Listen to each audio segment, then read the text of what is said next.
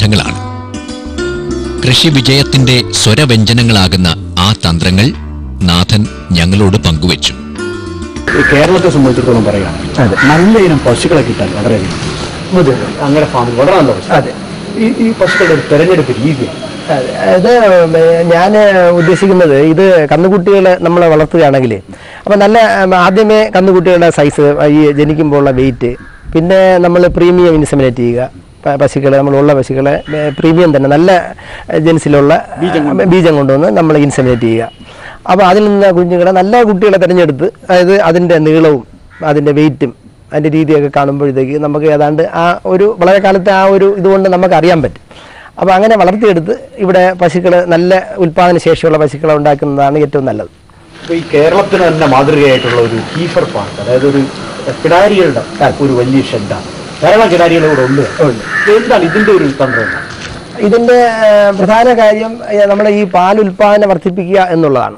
നല്ല തരം പശുക്കളെ, നല്ല ഈൽഡുള്ള പശുക്കളെ വാർത്തെടുക്കുക എന്നുള്ളതാണ്. ഇപ്പം ശരിക്കും ഈ പശു വളർത്തലോടൊപ്പം തന്നെ സംയോജിച്ച് കൊണ്ടുപോകുന്ന ഒരു കൃഷിയാണ് ആട് വളർത്തൽ. ഈ ആട് വളർത്തലെ ലാഭം എന്താണ്? അതിൻ്റെ പ്രധാന ലാഭം എന്ന് പറയുന്നത് അതിൻ്റെ കുട്ടികളാണ്. അതായത് വർഷത്തിൽ 2 പ്രസവം മിക്കവാറും ഉണ്ടാകും. അപ്പോൾ അതിൽ 3-4 കുട്ടികൾ കിട്ടും. അപ്പോൾ അത് ഇപ്പോൾ ആട്ടിറച്ചി നല്ല വിലയാണ്. പിന്നെ ആട്ടിൻ പാല് ഇപ്പോൾ വിപണിയിൽ നല്ല മാർക്കറ്റാണ്. അപ്പോൾ അങ്ങനെ അത് നല്ല ലാഭകരമായ ഒരു ഇതാണ്. ഇപ്പോൾ ഇത്രയും കൃഷി മറ്റു കാര്യങ്ങളൊക്കെ ചെയ്തിട്ടുണ്ട്. അങ്ങനെ ഒരു ഭാവി പദ്ധതി എന്താണ്? പാലുൽപ്പന്നങ്ങൾ വിപണിയിൽ ഇറക്കുക എന്നുള്ള ഒരു പരിപാടിയുണ്ട്. തൈര്, പിന്നെ പേട, പിന്നെ അതുപോലെ തന്നെ സിപ്പപ്പ്, ഇങ്ങനെയുള്ള സാധനങ്ങൾ ഉണ്ടാക്കി അപ്പോൾ ഇതിൻ്റെ വരുമാനം കൂട്ടാൻ പറ്റും. അങ്ങയുടെ ഒരു സ്വപ്നം എന്താണ്?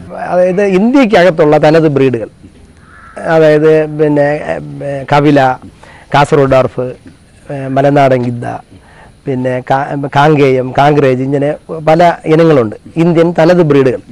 അതിനെ കളക്ട് ചെയ്ത് എവിടെ അതിൻ്റെ ഒറിജിനൽ ബ്രീഡ് കിട്ടുമോ, ക്രോസ് അല്ലാതെ കിട്ടുമോ, അതിനെ കളക്ട് ചെയ്ത് നല്ലൊരു ഗോശാല, ഒരു മാതൃകാപരമായ ഒരു ഗോശാല സൃഷ്ടിക്കണമെന്നാണ് എൻ്റെ പ്രധാന ഒരു സ്വപ്നം.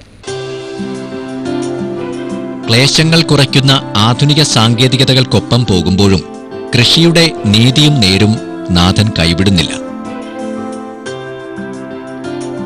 കേരളം കണ്ട വലിയൊരു പാലാഴിയുടെ നായകനാകാൻ പകലന്തിയോളം അധ്വാനമുണ്ട്.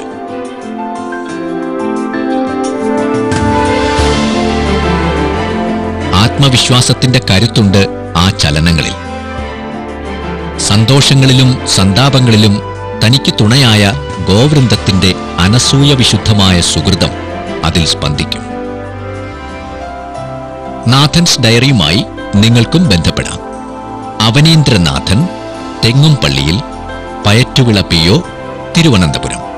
ഫോൺ 0471 2267 444. മൊബൈൽ 9440 832550.